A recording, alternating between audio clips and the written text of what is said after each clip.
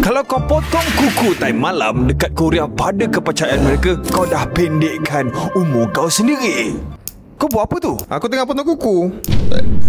Dekat Korea, kepercayaan ini dipercayai bermula daripada dinasti Joseon, zaman sebelum era elektrisiti. Memotong kuku pada cahaya yang kurang dan gelap boleh memberikan kecederaan dan jangkitan apabila pemotong kuku tersebut tidak bersih. Jadi seperti mana budaya kita yang cuba mengelakkan tabiat buruk seperti bantal dekat bawah punggung, budaya Korea menggunakan langkah yang sama untuk mengelakkan masyarakat daripada memotong kuku pada waktu malam. Muhammad Aiman.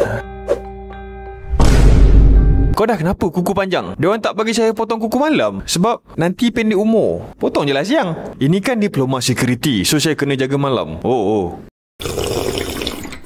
Macam pahit lah. Tak kacau lagi ni. Kejap saya kacau. Buat latte art. Okey, kejap. Macam ni ke?